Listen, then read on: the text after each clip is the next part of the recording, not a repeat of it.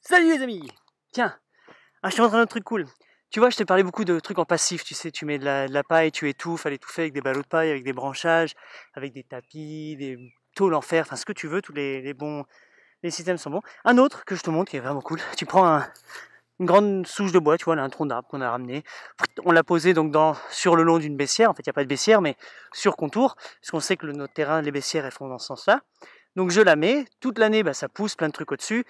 Forcément, des oiseaux arrivent, des insectes, il y a plus de biodiversité, ça fait des niches en dessous. Donc les rongeurs commencent à se mettre dedans, les serpents, les lézards, énormément de biodiversité qui va dedans. Les plantes, elles poussent, elles poussent, elles poussent, donc ça fait un microclimat en dessous, c'est superbe, c'est encore plus humide parce que ça garde toute cette fraîcheur. Les plantes sèches, elles commencent à tomber dessus de ce côté, et ensuite, juste derrière, c'est complètement tout mou, tout truc. En dessous aussi, tu vois, avec la main, c'est complètement mou, tu vois. Tu peux directement planter. Donc moi j'ai enlevé, ça me fait énormément de biomasse en plus sur le côté. Je vais planter ici et ensuite remettre cette biomasse que je vais un petit peu déchiqueter plus pour que ça fasse une sorte de paillage. Là, qu'est-ce que je mets? Moi je mets des éliantis, donc en fait le truc c'est que j'ai besoin de, juste avec la pioche un petit peu, crac, crac, crac, crac, crac, crac, crac. Rappelle-toi, une fois que tu fais crac, crac, crac avec la pioche, tu remets toutes ces graines. Donc c'est possible que parce que maintenant j'ai retourné comme ça, je mets énormément de graines, je les réactive. Et c'est parce que cette année j'avais besoin de planter ça, et j'ai besoin, je pouvais pas juste avec la main, c'était pas assez profond pour les mettre. Donc je les mets, je vais pailler, et puis peut-être une année ou deux encore, je vais devoir éclaircir un petit peu, enlever un petit peu les autres herbes, mais comme je vais pailler, et que très vite les éliantis vont prendre le dessus, voilà, blablam, ça va se prendre. Si tu voulais pas faire ça, si tu voulais vraiment pas du tout travailler ton sol, et juste là, tu remets une fine couche de paille ou de ça que tu broies, t'enlèves tout, une bonne couche de paille, de BRF, et ce que tu veux, et puis directement tu vas planter dedans tes semis, tes machins, tes graines, sans avoir à creuser. Là, c'est vraiment exceptionnel, c'est pour ça. Mais c'est vraiment un travail très léger. Il y a pas besoin de faire de scalp parce que c'est déjà fait naturellement. Il y a eu beaucoup de biomasse, énormément de champignons qui sont déjà actifs. Donc là, forcément, tu leur mets un petit coup dedans, mais ça va vite se reprendre, se remettre dans le système. Et puis, je garde cette barrière en bois qui me fait une ligne naturelle que je vois en fait esthétiquement. C'est-à-dire quand il y a les moutons, quand on passe à des broussailleuses, on le voit. Et là, derrière, maintenant, une grosse barrière d'éliantis ou de topinambour ou de ce que tu veux. Bref, j'ai besoin de grosses tiges qui montent pour filtrer le vent. Le vent qui va venir de l'ouest, là, qui va balayer tout en haut sur mon terrain. Il va être filtré par une première barrière. Alors tu veux pas qu'il s'arrête, tu veux qu'il soit filtré, donc ralenti. Donc je vais essayer de faire en sorte que les éliantis, tout ça, parce qu'on a beaucoup de vent, ne cassent pas.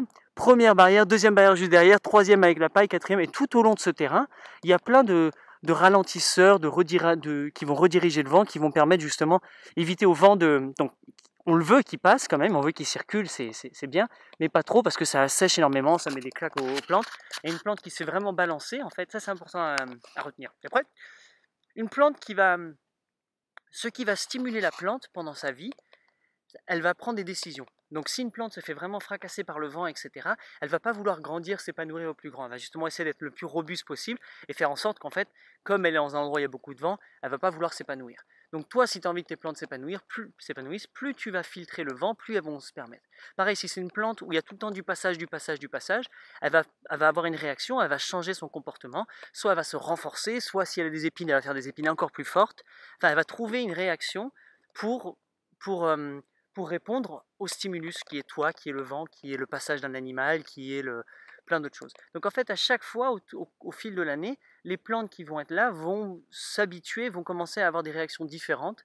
Donc toi qui veux avoir des belles plantes riches, pleines de fleurs, de plantes, d'herbes, au plus haut de leur potentiel, tu veux en sorte qu'il y ait le moins de choc possible, le moins de friction, le moins de choses qui va empêcher leur croissance, qui va leur demander un effort de ralentir ou un effort de reconstruction de cellules végétales, etc.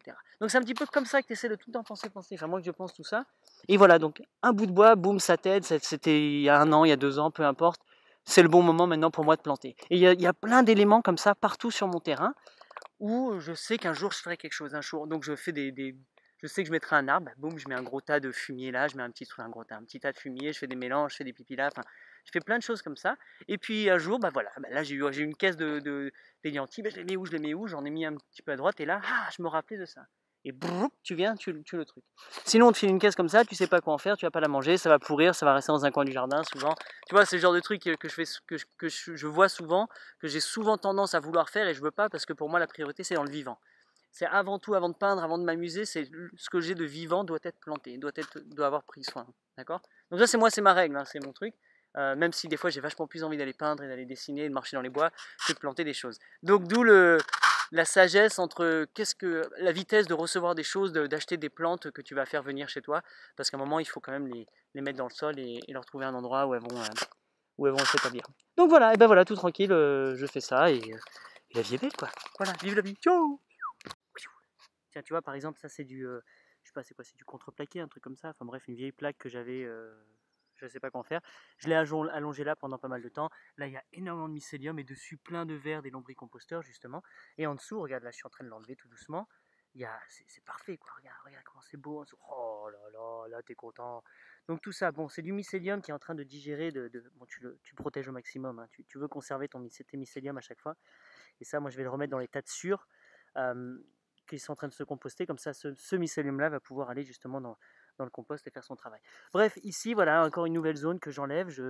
Plein de vers, donc tu t'assures bien qu'ils tombent tous dans ton sol, ou tu vas vite fait les mettre dans ton lombricomposteur, ou tu vas les lancer où tu veux. Et en dessous, regarde, bam, bam, bam, génial. Voilà, des œufs de tout. Ah ouais, regarde, plein d'œufs de limaces ou d'escargots déjà éclos, donc ils sont sortis.